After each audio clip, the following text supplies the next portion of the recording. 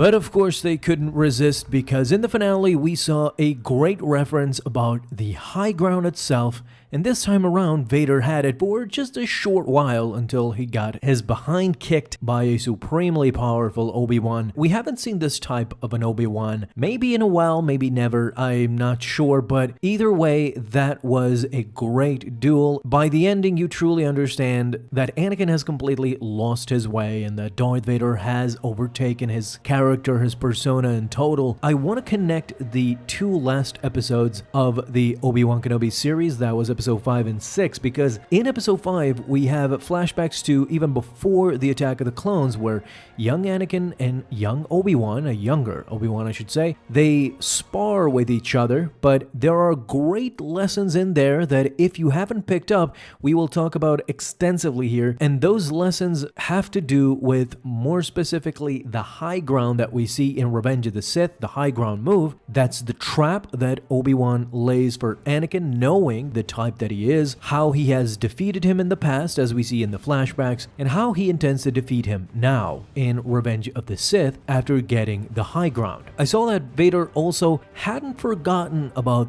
the high ground. That was, I think, what the writers wanted to tell us, is that even though it has been 10 years, Vader still remembers that weak moment that got him to where he is today in this dark suit. It wasn't just Obi-Wan who did this, it was Obi-Wan with the help of the high ground, and he wanted to take the high ground by any means necessary. However, back in episode 3, Obi-Wan had actually warned Anakin that this is what will happen, and we're going to discuss that moment in detail and how it came to that. In fact, it was shown during the flashbacks that it wasn't just Anakin who made a mistake, it was Obi-Wan too, and in discussing that, we all know, even by the flashbacks and the prequels, that Anakin and Obi-Wan always had this contentious relationship, or saw each other as brothers in rivalry. I don't think Anakin ever saw Obi-Wan as a true master. I think the death of Qui-Gon changed things in a magnificent way. In Anakin, Qui-Gon being his master was ingrained in his brain. Obi-Wan was extremely young when he took on Anakin as a Padawan to fulfill the wishes of Qui-Gon. This is why Anakin learned as much as he could from Obi-Wan, but ultimately saw him as more of a brother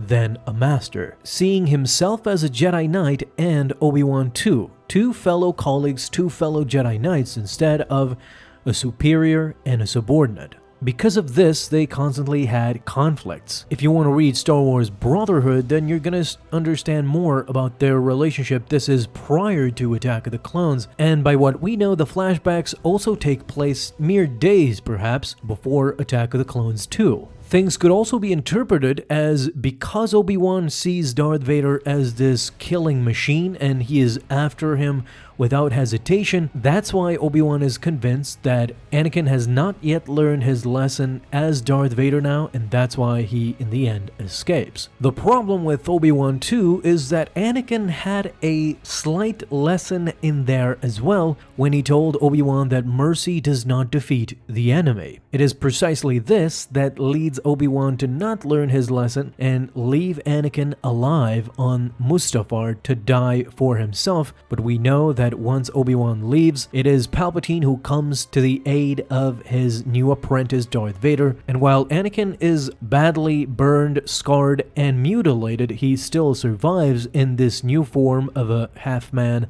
half-machine. You see the result 10 years later. Obi-Wan just now learned that Anakin had survived their battle on Mustafar. For 10 years, Obi-Wan believed that Anakin was dead. So not only Obi-Wan did not learn his lesson to not show mercy to his enemy because it will come back to bite him, he did not even realize the mistake for a decade straight. But this is the reason why Obi-Wan is a prime Jedi example. He believes in the light. He still believes in the Jedi Order, especially back then, in the code that it infused in his DNA. Obi-Wan did not take anyone's life, especially knowing that that person is now unarmed. In the case of Vader, unfortunately, he was literally unarmed at that moment. That's why Obi-Wan showed mercy and did not kill him, as opposed to Anakin, who in the beginning of Revenge of the Sith, even though Dooku is, again, literally unarmed, He decapitates him.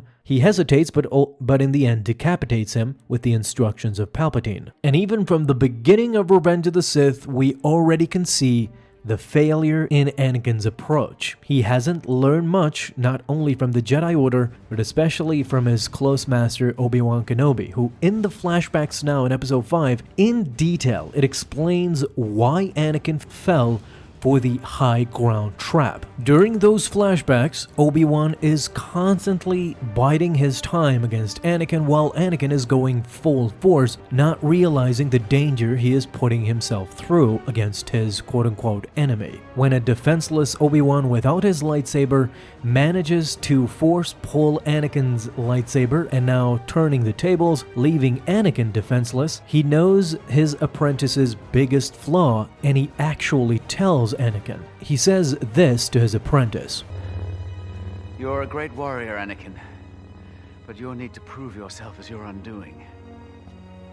If he had only listened to the words of the wise trolling master Obi-Wan Kenobi, he would not overexert his confidence and go for the nearly impossible. But of course, he needed to prove himself, and that was his undoing, exactly what Obi-Wan told him. And on Mustafar, Obi-Wan chose to test, has Anakin learned something, or is he still blinded by his need to prove himself? As we know, Obi-Wan and Anakin duel closely aboard a lava skiff. Nearing a close lava shore, Obi-Wan jumps out of the skiff and above the high ground, where he now tests his apprentice's knowledge of the situation.